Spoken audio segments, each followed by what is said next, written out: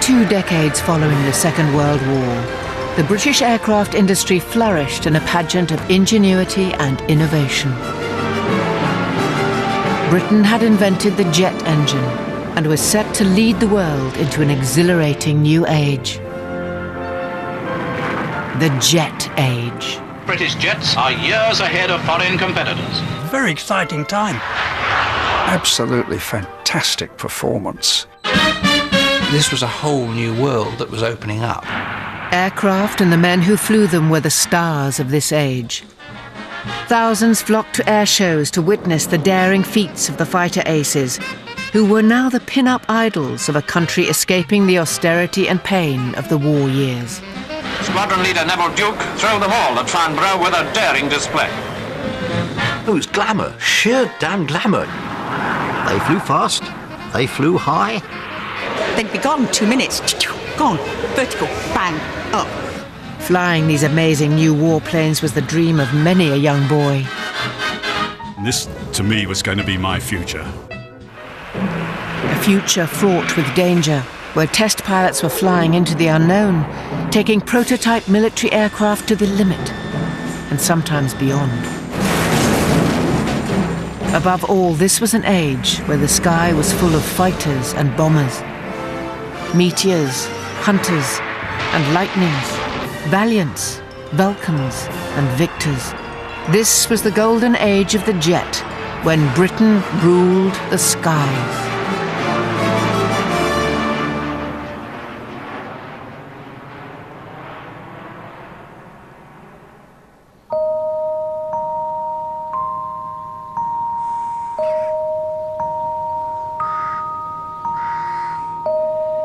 On a bright summer's morning at Coventry Airport, a very special plane is being readied for flight.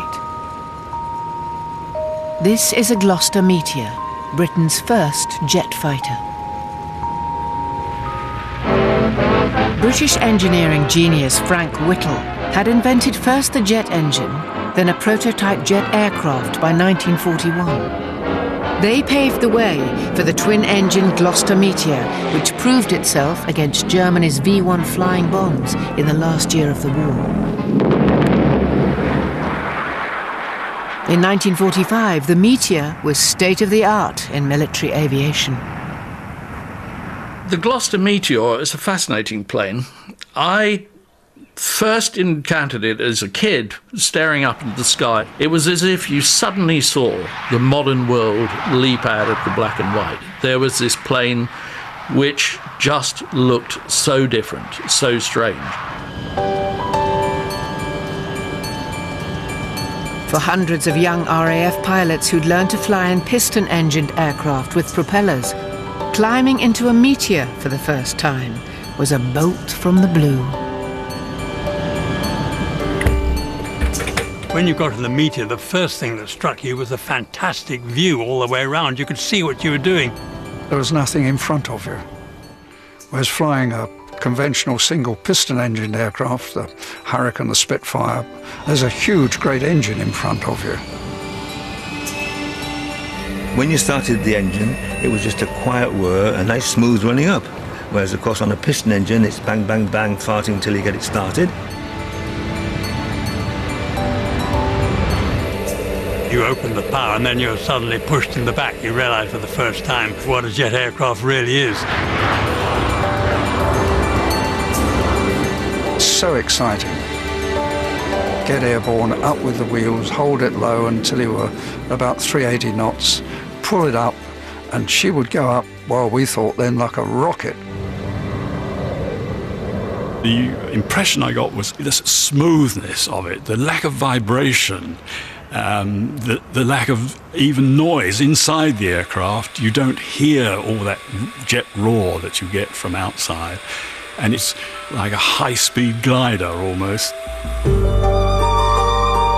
Such a terrific thing. Just a huge leap. And I love the Meteor.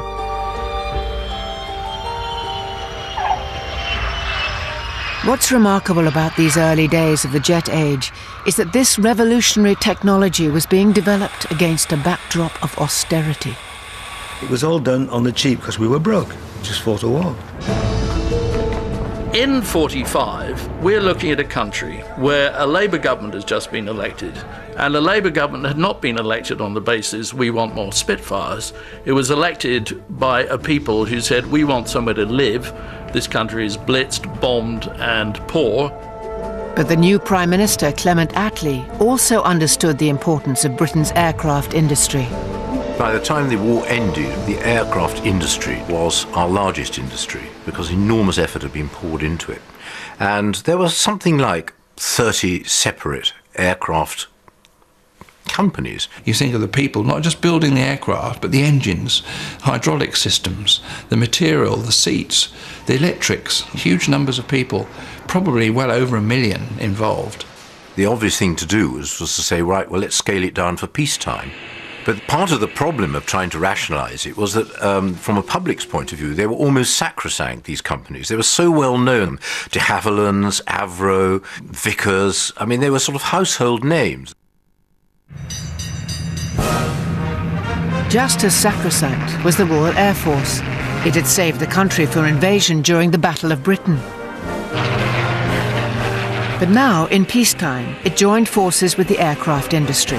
The RAF created a new unit, the High Speed Flight, with 3 wartime fighter aces: Teddy Donaldson, Neville Duke, and Bill Waterton. Gloucester provided the hardware, souped-up Meteors, the challenge to break the world airspeed record. This is the Star Gloucester Meteor, the world's fastest aircraft. It was really a publicity stunt. They wanted to sell the Meteor abroad. They also wanted to trumpet England and all the rest of it. It was a very patriotic thing to go and break the world airspeed record. The British held the record, 606 miles per hour, but now the Americans were snapping at their heels.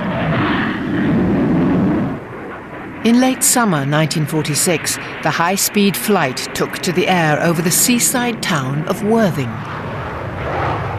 Now for the run over the record mile. Watch out for the delayed action sound. The plane's way ahead before your eardrums catch up with it. If you take people going on a holiday in 46, they were suddenly enjoying a world where they knew they were not about to be bombed, and they could sit on the front and watch this phenomenal aircraft fly over their heads at 600 miles an hour. Now, if you plonked people down on the beach in Worthing in 2012 and flew a Meteor over their heads, they would still be staggered. On September the 7th, Group Captain Teddy Donaldson increased the record to 616 miles per hour. But this much trumpeted achievement was just the beginning as far as the aircraft companies were concerned. British aircraft designers never stand still. So they set themselves a new target. There was this great desire to break through what was seen as a technical barrier to high-speed flight. The sound barrier. There were films and talk of the sound barrier.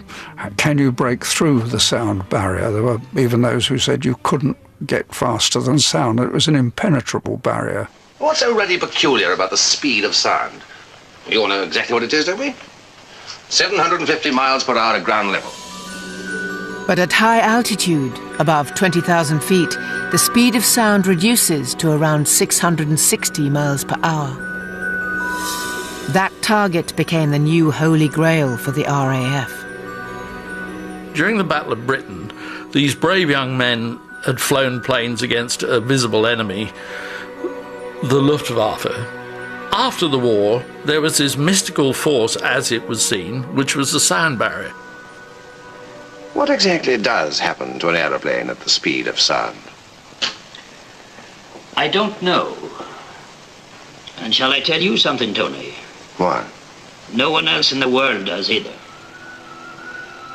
25,000! Steady nose heavy! In the cockpit of a futuristic-looking and, of course, British prototype jet, our test pilot hero pushes his aircraft to the limit. Still no response? Bail out. Coming out the last one! Bail out. Bail out.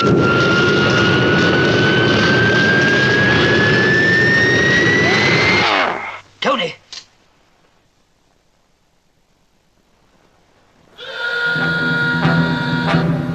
Being a test pilot in the late 1940s was indeed a dangerous business. These chaps really were pushing their necks out because the technology that was understood at the time was primitive. These were real superheroes. I mean, these guys got into largely untried aircraft. We had huge respect for them because they had all done something which we had never done and were never going to be asked to do. And so the life of the test pilot was hazardous in the very early days. Anything could go wrong because it was all at the edge of the known technology. You know, they could get problems with pressurization, the cockpit canopies suddenly flew off and decapitated them. Over the 6 years following the war, a test pilot was killed virtually every month in Britain. In September 1946, Geoffrey de Havilland Jr., chief test pilot for his father's company, attempted to break the sound barrier in their latest prototype jet. He probably broke the sound barrier in that plane then. But what happened was that plane broke up over the Thames estuary and disappeared into the mud at Sheppey.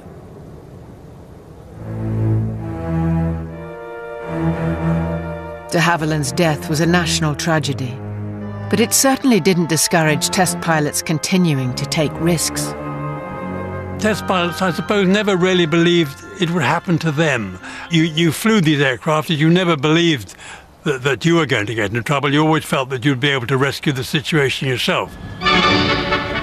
The test pilots of the late 40s were, generally speaking, pilots who had been flying through the Second World War. Combat experience that made them a perfect fit for the job. By 1948, Spitfire ace Neville Duke had joined Hawkers. Hurricane veteran Bill Waterton had been snapped up by Gloucesters. And now John Derry, who'd flown Typhoons after D-Day, had filled the gap left by the death of Geoffrey Jr. at de Havilland. The test pilots of my boyhood were national heroes, and they were household names. Everybody knew them. They knew them as well as today's people would know the names of Formula One drivers or footballers. Yet they handled that fame in a disarmingly understated way. I think it was Teddy Donaldson. After he had broken the world airspeed record in 1946, he said, "Well, that's it, chaps. I've got to go off and see Mother now." They were gentlemen flyers, but they were personalities. They didn't come out of a single mould.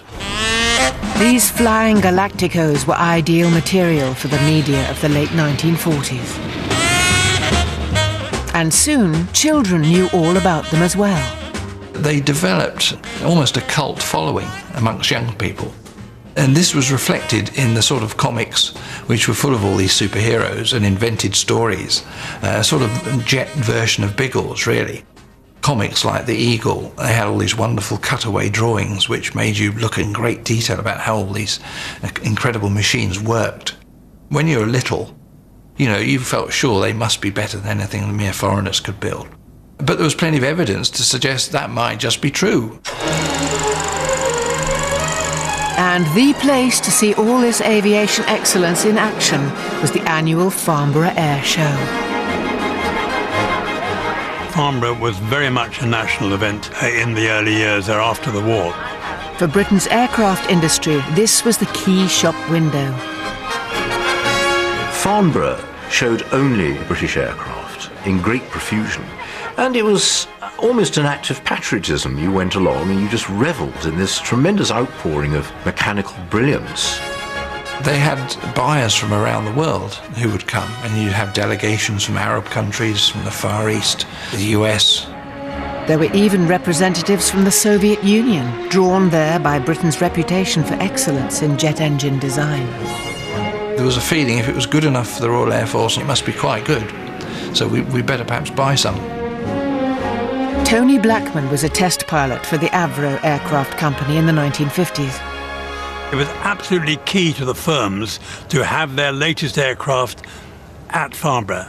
At Avro's, it was the driving force. All our new developments, we all strove like mad to get the aircraft ready for Farnborough. Farnborough's climax was the display over the weekend, when the general public came in their hundreds of thousands. Everywhere you looked, there was excitement. There were so many aeroplanes. The sky was full of aeroplanes all day long. The pilots would really push the aircraft. It's quite incredible. They were probably only about 15 or 20 feet above the grass, and they came right over people's heads. Most people were probably rigid with fear.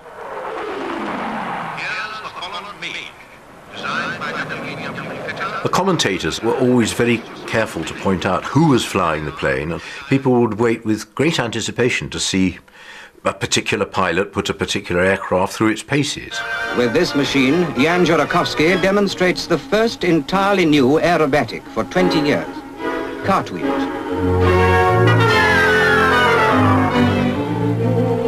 It was like watching, I suppose, in medieval times, sort of famous knights waiting to climb onto their horses to joust. And at every show, there were always new aircraft for the test pilots to show off. The Canberra, the first of Britain's new jet bombers, powered by Rolls-Royce turbojets. At Farnborough in 1949, the public got its first look at the incredible English electric Canberra, the world's first jet bomber. Flying it that week was test pilot Roland B. Beamont. The way it was demonstrated in Farnborough by Roland Beamont was immensely popular. He did it most dramatically. He threw the thing around the sky like a fighter, and American commentators were most impressed that you could fly a bomber like a fighter. Just let me show you what has been happening.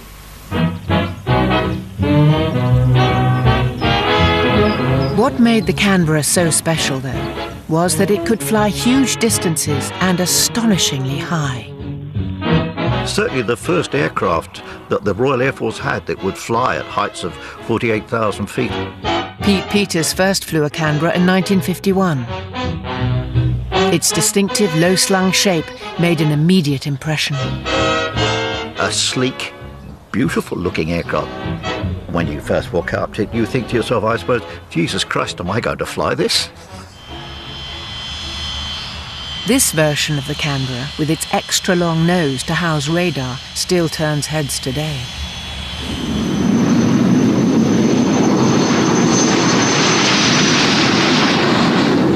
The aircraft itself was incredibly manoeuvrable and agile and well flown. It could hold its own, we believed at the time, with most of the fighters of the day. The Canberra would make headlines throughout the 50s by setting a series of distance and altitude records, including the first non-stop, unrefueled transatlantic crossing by a jet.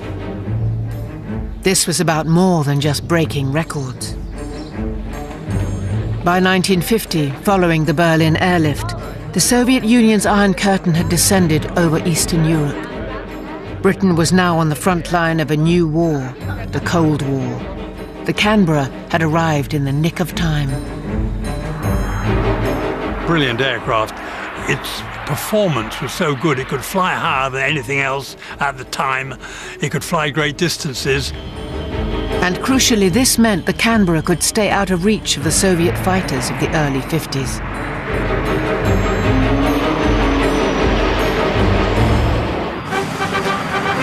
All these attributes paved the way for the Canberra's greatest coup. It was sold brilliantly abroad to America. It was the first time the Americans had taken an aircraft of ours. This was a matter of huge pride. Back then, British engineering was highly prized. But for all the tub-thumping patriotism surrounding this British bomber, there were clouds on the horizon. Those same Soviet fighters that struggled to reach the Canberra's altitude were having success elsewhere. There was a hot war going on in Korea, and the Soviet Union was flying MiG-15s. The MiG-15 was faster and better than any plane the British had in service. With swept wings, it was a more advanced design than the Gloster Meteor. But the MiG-15 also benefited from a bizarre decision taken back in 1946. Rolls-Royce, with government blessing, had sold some of their engines to the Soviets. The Russians wanted them, and Stalin said, oh, there's no point in asking the British. Nobody's going to sell their state secrets. But they tried it on anyway, and Rolls-Royce did sell them. It's extraordinary and tragic, actually, as it turned out. The Russians reverse-engineered them for their MiG-15s, which then started downing American Air Force planes in Korea within a year or two. This did not cheer up the Americans, or indeed the Royal Australian Air Force, who saw their Meteors being shot down by these extremely fast Soviet aircraft. Clearly, by 1951, the Meteor was outdated. Britain needed a replacement.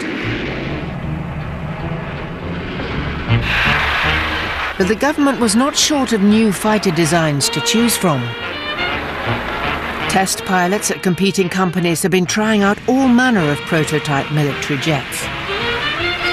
And with them, experiments like Rolls-Royce's outlandish-looking flying bedstead, an early attempt at a vertical takeoff and landing aircraft. In those days, almost every aircraft looked completely different. You could look up at the sky almost any day in Britain and see a shape that's never been seen before.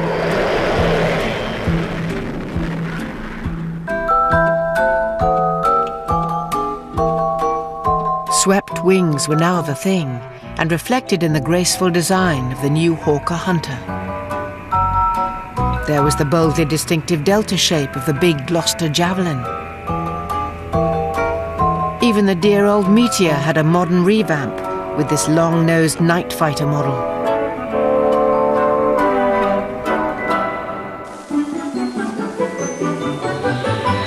At the Farnborough Air Show in 1952, people turned out in vast numbers to see all these new aircraft daringly displayed by the test pilots. One of the big draws that year was John Derry, who would be flying the extraordinary twin-boom DH-110. And amongst the crowds on the Saturday was the 5-year-old Richard Gardner. The 1952 air show is one that I'll never forget, because although I was very young at the time, my father was taking a cine film and I was standing next to him, and we had the sunshine roof open of our old car. He was following with his 16mm cine camera, the DH-110. You have this extremely beautiful, if curious-looking plane, flown by John Derry. This aircraft approached at very high speed from my right and banked over, and it looked at sort of glistening, silver-coloured aircraft. Lifters in, starting to accelerate now, coming up to the speed of sound now, passing it now. Derry broke the sound barrier, flung the plane higher and higher. Then the unexpected, the unbelievable happened. The plane broke up. My mother sort of grabbed my father's elbow and said, look, look, look, something's happening. The father shouted back, no, let go, leave me alone, leave me alone. Derry's DH-110 came apart in mid-air, right above the watching thousands. I'll never forget, it looked like confetti, it looked like silver confetti. The remaining airframe floated down right in front of us, and it just came down, like a leaf.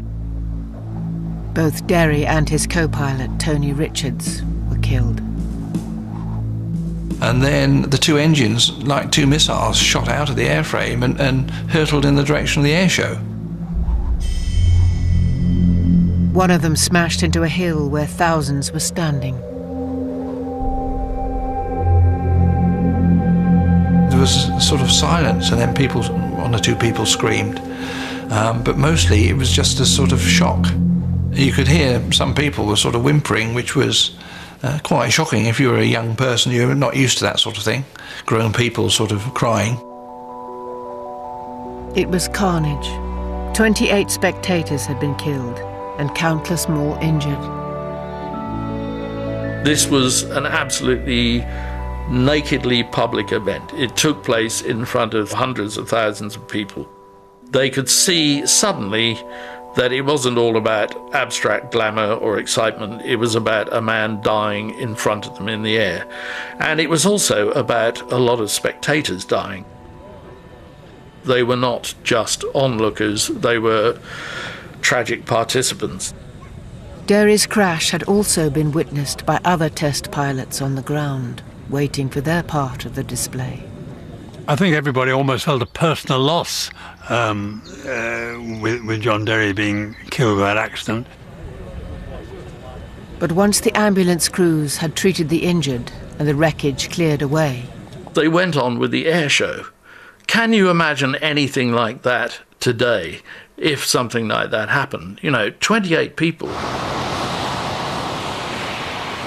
Neville Duke in a Hawker Hunter took off, flew the plane up to 30,000 feet, dived it and broke the sound barrier. Now, was that a kind of a brutal act or an unthinking act? No, I think what they realised was they had to keep the show on the road. The air show was such an important event. It was in the spirit of things to carry on. And the next day, in the pouring rain, 140,000 people turned up to watch the final day's display. The difference between then and now is that it never crossed anybody's mind to sue either Farnborough, the airfield organisers, or de Havilland's, the company that made the plane. Changes, though, were made to what test pilots would be allowed to do in the future. Besides an immediate effect, it had a lasting effect on flying, because we were not allowed after that to do turns towards the crowd. Safety in all aspects of flying became a more pressing concern. Nowhere was this better seen than in the development of the ejector seat.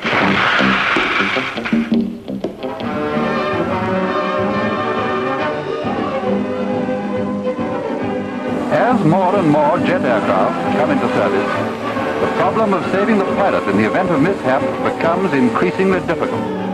With the higher speeds that jet aircraft introduced, the airflow was so enormous that you would probably not even get your head at much beyond the outside of the windscreen cover. Experiments replicating this very powerful airflow showed just how difficult it was to escape from a cockpit. But scientists have accepted the challenge. A British company, Martin Baker, came up with the answer. In 1946, pilot Bernard Lynch climbed aboard a specially adapted Meteor and carried out the very first in-flight ejection test. And by the mid-50s, ejector seats were standard in RAF fighters. How did it work in a real emergency? In January 1956, Hawker Hunter pilot Alan Merriman was part of an RAF squadron in Suffolk. I was doing this climb at full power and 400 knots, and as I passed through roughly 12,000 feet, the engine completely exploded, and I lost control. He had no choice but to eject. The next thing I knew was that the aircraft was disappearing in front of me, the seat was disappearing below, and I was hanging in a parachute. It all happened automatically. And you were there floating down gently, so quietly, after all the fuss and bother that you'd had before. It was really peace and calm. The next question really is, where am I going to land? There were one or two hazards that made you feel slightly uncomfortable. Electric power cables with 33,000 volts running through them, steam trains driving up the railway line at very high speed.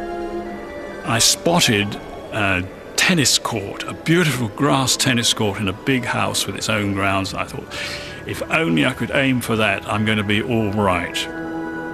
But Alan was already too low. There was a great crash, and I found myself bursting through the roof of a house on the outskirts of the town. And there I was, wedged in amongst the tiles. His impact was even more dramatic. My legs had gone through not only the tiles on the roof, but in the ceiling of an upper bedroom in which there was a woman of 75 who was awakened and frightened by the crashing noise above. His story made front-page news in the local press. It was also picked up by the French media, who revelled in the rude awakening of the elderly woman, who was described as shocked by the 2 booted legs and the male derrière stuck in her ceiling.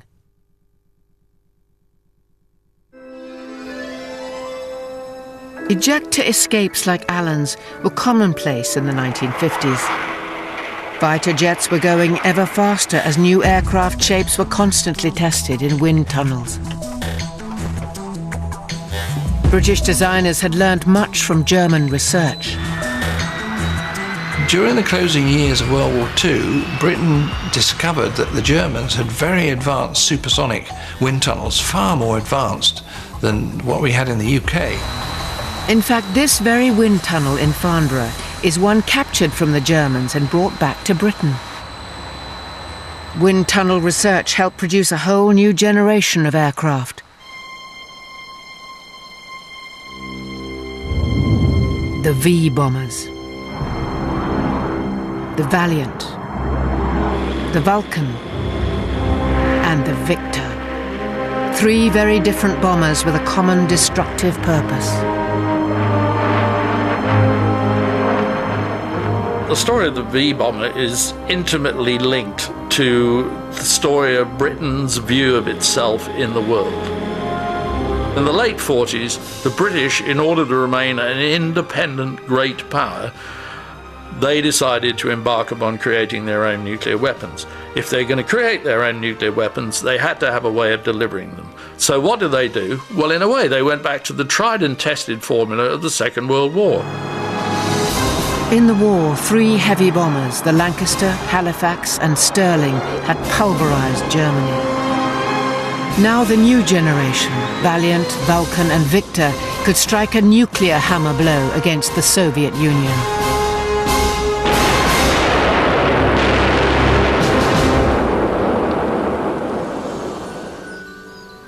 But why did the Air Ministry, in a seemingly extravagant move, go for 3 different V-bomber designs? The ministry decided to go for 3 because the first aircraft, the Valiant, was quite straightforward and simple and could be produced quickly, whereas the more advanced ones, the Vulcan and Victor, were to be proceeded with until it was clear that one of them was the better aircraft. And in the end, the ministry went for all 3 because all 3 worked. Absolutely incredible if you think about it now, the way things are and the way they were then. It's all fantastic. The largest, heaviest and most aerodynamically advanced of the V-bombers was the Victor. With its otherworldly crescent-shaped tail and wings, the Victor was massive. Its enormous 110 feet wingspan and distinctive cockpit gave it a predatory presence. I think to this day, the Handley Page Victor is one of the most evil-looking aircraft I've ever seen. If you wanted the plane which looked like something out of 1950s science fiction, it was the Victor. A bomber with an incredible range of 6,000 miles, the Victor was powered by 4 thunderous Armstrong-Siddeley Sapphire engines. The pilots could call upon a mammoth 40 tons of thrust to get this monster into the air.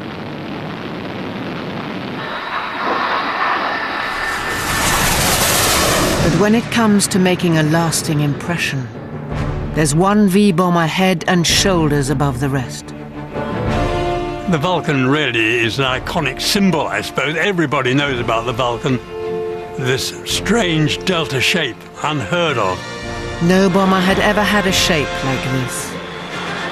It was like a great black bat, with the wheels extended almost like talons. A fantastic sight. The Vulcan was designed and built by the same company that produced the great Lancaster bomber, Avro. Now the world's first delta-wing 4-jet bomber, the Avro Vulcan. And there was no better man to show it off than Avro's chief test pilot, Rowley Falk. Immediately I got into her, I knew that I'd got absolute confidence and... Brilliant man, a wonderful test pilot and a great salesman. He used to fly in a grey pinstripe suit, never wore overalls, and at Farnborough, which was very important, he would have lunch with a customer and then he would dash out in his pinstripe suit and get into the Vulcan and fly, and he always flew immaculately. Everybody's used to bombers droning along, laboriously getting into the air like sort of flying pigs. This thing just sort of leapt off the ground. It was incredible. At the 1955 air show, Falk did what no one had ever done with a heavy bomber. He rolled the Vulcan. The crowds loved it, but Falk was given a ticking off. He was told this was inappropriate behavior for a bomber.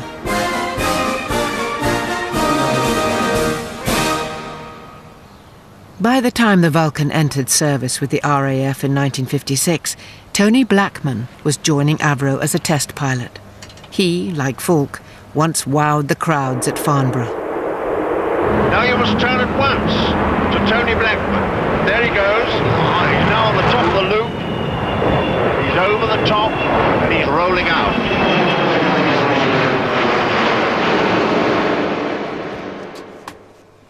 Huge bomber it may have been, but the cockpit is surprisingly cramped.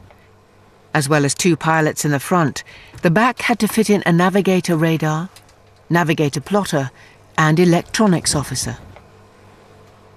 It's amazing to be back. Nothing's changed.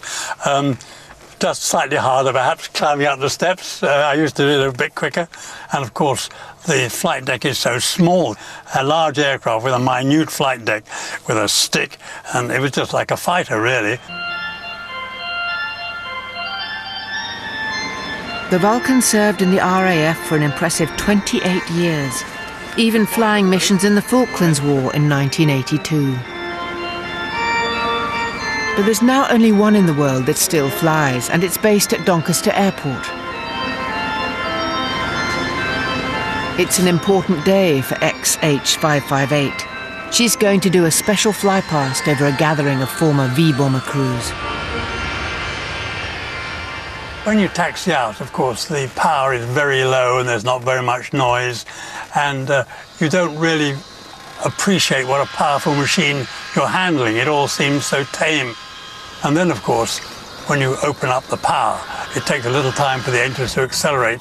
And if you open up to full power on the brakes and then let go, it's absolutely fantastic, the acceleration rate.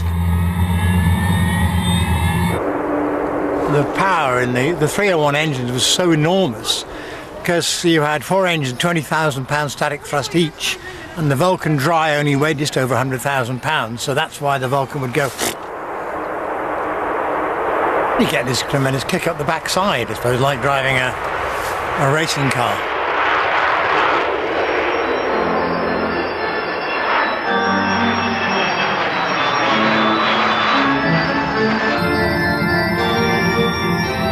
Vulcan, you clear manoeuvre.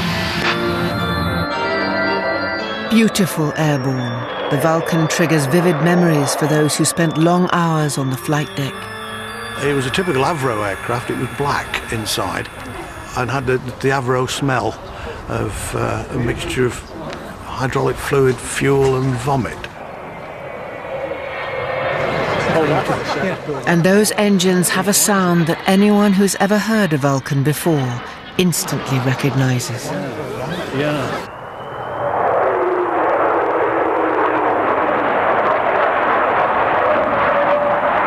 Quite well there, couldn't we reckoned he was about 800 feet, I think.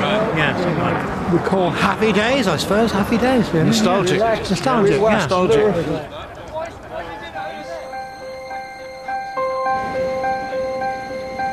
But these bomber crews had a deadly serious job. Anthony Wright flew all the V-bombers. He spent most of the 1960s practicing for nuclear war with the Soviet Union. I was 21 when I first was responsible for my nuclear weapon in my aircraft. It was a Cold War. They were against us, we were against them, and if they were going to hurt us, then I'd do the same to them. Practice missions with dummy bomb drops were carried out over areas of mainland Britain that replicated Soviet territory. So if you went on a mission east, you'd go high, first of all, and then you go down below the Russian-Polish radar, go in and drop your nuclear weapon, and come back. And that was it, really. We always felt that the massive destruction that could be dealt by the V-bombers would have been so colossal that no one in their right minds would even think about attacking this country.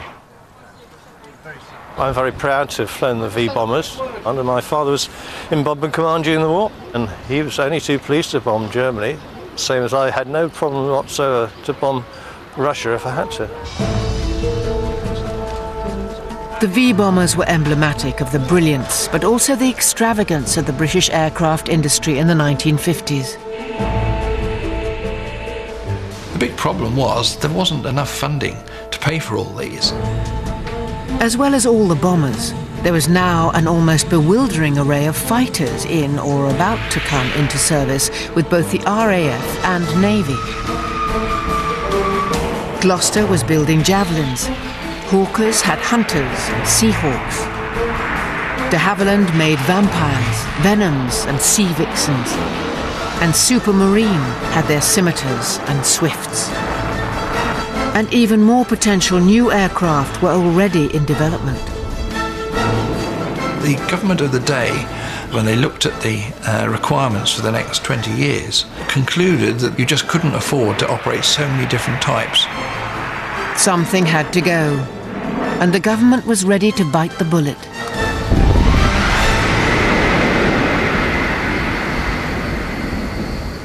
In 1957, Duncan Sandys, who was then the Conservative Defence Minister, unleashed his white paper for the future of defence.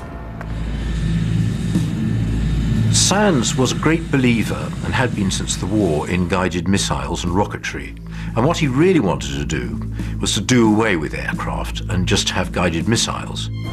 Missiles, not fighters, were supposedly going to be the future.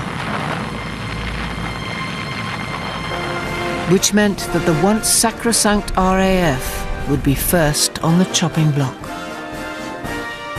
At a stroke, 14 day fighter squadrons and about 8 night fighter squadrons had been disbanded virtually overnight. A savage reduction in capability. Aircraft companies were told they would have to merge. Within 3 years, most of the multitude had been rationalised down to just 2. The first big group, the British Aircraft Corporation. Now that includes Bristol Aircraft, Hunting Aircraft, English Electric and Vickers Armstrong. The second big group is Hawker Siddeley Aviation. But from these ashes, a phoenix would rise. A shining hero that escaped the defence cuts. The English Electric Lightning. When it was first released to the public, I think it had a huge media impact. It was this utterly bizarre silver aircraft, which was then called the English Electric P1. I think the very fact it was called English Electric was wonderful, because it made it sound like it should be a washing machine. Indeed, the company who'd built this new prototype fighter also made a variety of kitchen appliances. In this jet age, the English Electric Company is supreme with the Canberra bomber and the P1 fighter, which exceeds the speed of sound in level flight. You will find the same supreme quality and workmanship in every English Electric domestic appliance. The refrigerator. And if this happy couple could be dragged away from the blissful perfection of their English Electric kitchen to cast their eyes skyward, there was this magnificent shiny aircraft to behold. Those P1 prototypes became the Lightning. Soon they began to be spotted in skies over Britain. I just went straight over my head, and I thought, that's for me. Love it, love it, love it. Seeing a Lightning that day inspired Leslie Hayward Mudge to join the Air Force, where she worked in air traffic control. In those days, women weren't allowed to be jet pilots, but at least she could get closer to her beloved Lightnings. The Lightning was something totally different altogether. It was a rocket-fueled delivery vehicle, and it just went like the clappers. I'd have given me IT to have flown in one.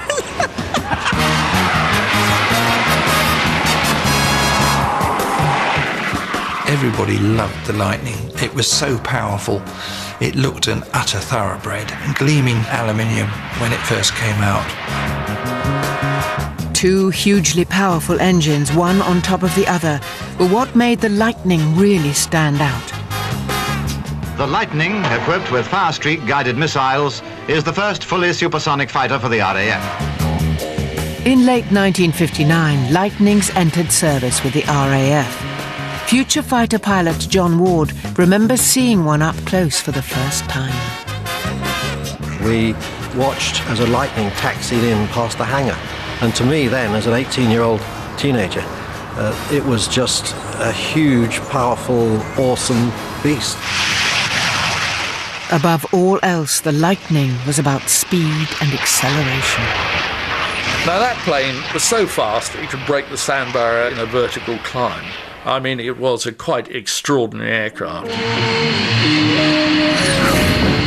I'm to fly a Lightning. Want to climb 2 Everests in 3 minutes. With a top speed of 1,320 miles per hour, this aircraft was the ideal recruiting tool for the RAF in the early 1960s. Under your left hand, you've got something like 120,000 horsepower instantly responding. And it's a good feeling, brilliant feeling.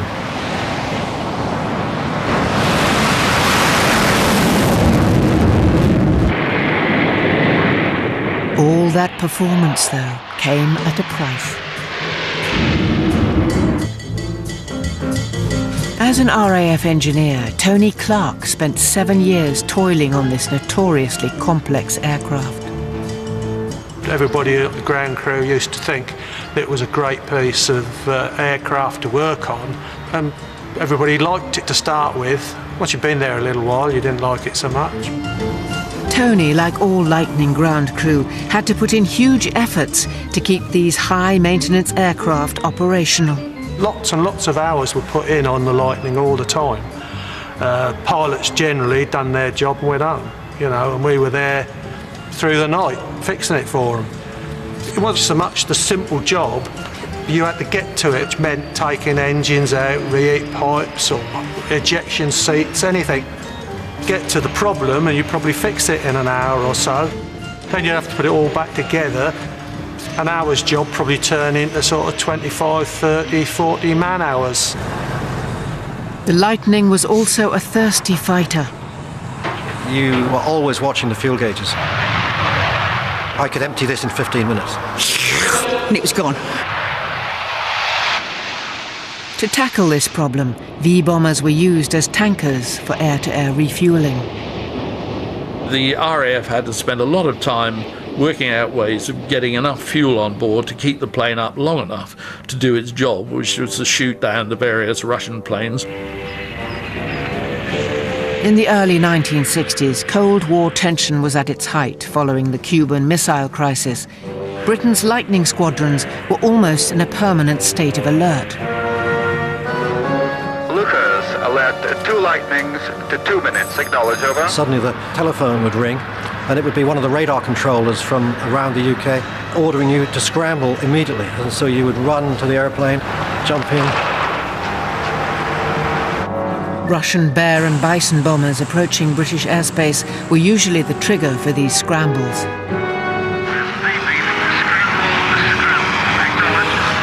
Being in air traffic, we used to count them out and watch 2 or 3 taking off on QRA, quick reaction alert. The bears and bisons come in and you'd think, pray, please, let them come back. You then start working out where you're going, how far you've got to go. Their job was to intercept Russian bombers over the North Sea. It was a cat-and-mouse watching game at 50,000 feet. They were just monitoring, listening, recording everything that went on. So you would get up alongside and normally they would wave. Quite often there'd be a little white face at every window. They knew that we were there just to watch them. Sometimes these encounters became very tense. One I intercepted when he violated the airspace, and I was trying to get him to land. It was scary, but he just wanted to get out of there. You know, he was out of Dodge as fast as he could go because he didn't want to mix it with me. In the Cold War, Britain was privileged to have a fighter like the Lightning guarding her shores. By now, though, building military aircraft as purely fighters or bombers was not enough. The Lightning was good, but only really in one role. Versatility was the thing. And Britain was ahead of the pack with a new development. The TSR-2. When it first flew in 1964, great hopes were pinned to it. All the effort was ploughed into making TSR-2 something special, right across the range, from its engines to its aerodynamics to a very advanced terrain-following radar. It was years ahead of any opposition. It's the most advanced airborne weapon system ever developed. Returning from the TSR-2's maiden flight, test pilot Roland Beament was impressed by the aircraft's handling. On the surface, everything looked sunny. The TSR-2 had rave reviews in the press when it went through its test flying phase, and everybody still views it in the rosy glow of the reports of the test pilots. Under this carapace of optimism, problems were mounting. The very length of the title of the TSR-2 is a bit of a giveaway. It stood for Tactical Strike Reconnaissance. It's kind of it beats as it sweeps as it cleans. It is expected to do so many different things. It was very difficult to get all this in one aircraft. I mean, it had to fly very high, very fast. It had to fly at a reasonable speed on the ground. It had to carry an atomic weapon at low altitude a long distance. Too much was being expected from a single aircraft design, and there was trouble at the top. There was nobody in charge. The air staff wanted certain things done. The Ministry of Technology, as it came about, wanted certain things done. Everything that was demanded by anybody was put on the TSR-2 budget, which escalated the cost enormously. In some respects, TSR-2 was the aircraft that never actually had to confront reality. It was a brilliant aeroplane, the test pilot said so, but that's all we know. Reality came crashing in on TSR-2 with a new Labour government. Harold Wilson was dead against TSR-2, even before he came to power in the general election in October 1964. TSR-2 was heavily over budget, and it became clear that the government was going to cancel it. When BAC factory workers got wind of this, 10,000 of them marched in protest through London. The British aircraft workers demand a national plan for the industry. The demonstrations were to no avail. In April 1965, TSR-2 was scrapped. There was a public outcry, of course, because it looked as though it was just another occasion of throwing an immense sum of money just down the drain with nothing to show for it. Roy Jenkins, the Minister for Aviation, defended the government's decision against furious attack from the opposition. We can't go on spending £1 million a week, which is what we've been spending on this plane. What this has done is just the death knell for the British aircraft industry. But there was no going back. All that remains today of TSR-2 are a couple of mournful museum pieces.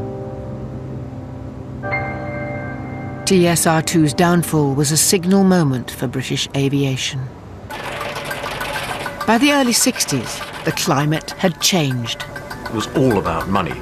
And so test pilots no longer had quite the say that they used to have.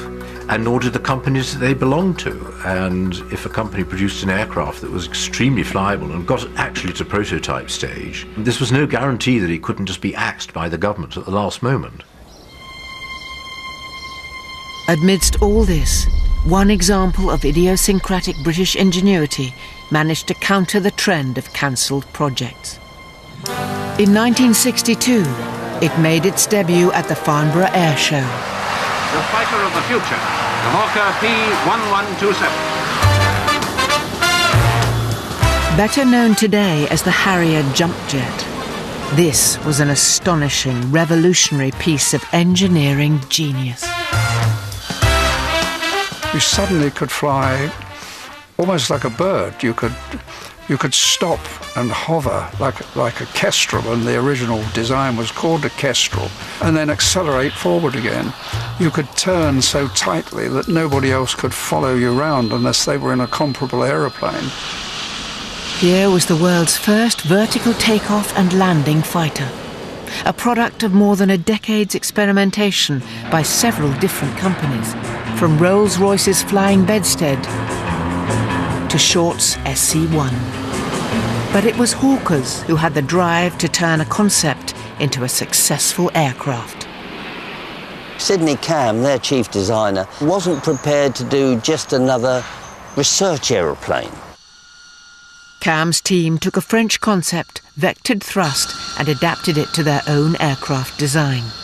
And the idea was that you could swivel the thrust of a jet engine. You know, point it downwards when you wanted it, out the back when you didn't. Simple, but clever. What really added to the Harrier's brilliance was that Hawkers had foreseen a need for this kind of aircraft. The concept that Hawkers had was aerodromes are very difficult to defend. And all you got to do is knock a few holes in the middle of the runway, and it doesn't matter how good the aeroplanes are in the hangars, you know, you can't fly them. And the Harrier didn't need a runway. As Eagle Comic proudly proclaimed, the Harrier was so nimble it could land on a tennis court. The Harrier was a stunning success. It wowed the crowds at air shows, entered service with the RAF, and was sold to air forces all over the world, most significantly, the United States. Wonderful aeroplane, absolutely wonderful. And of course, the Americans are still flying them. In the mid-1960s, the Harrier demonstrated that despite the debacle of the TSR-2, Britain's aircraft industry could still be a world beater. It was to be a final hurrah, the last all-British-made fighter, perhaps the crowning achievement of more than 20 years of creativity in British military jet aviation. When we started, we were almost like a one-man band. But of course, what happened was that we became very much part of a team. And that team was expanding all the time. No longer was it exclusively the RAF and test pilots experiencing the jet age. It was the British public. Not just appreciative spectators, they were now participants. Next time, comets, cocktails, and continental jet travel. Things could happen. Britain could make it. We were going to reach for the sky. Tails up for Britain.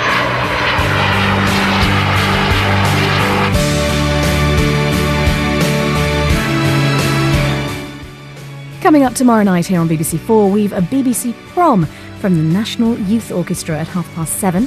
And then at 10 to 10 tomorrow, charting a very British love affair with the Caravan. Back to tonight now, though, and we meet another of Africa's magnificent beasts with Natural World next.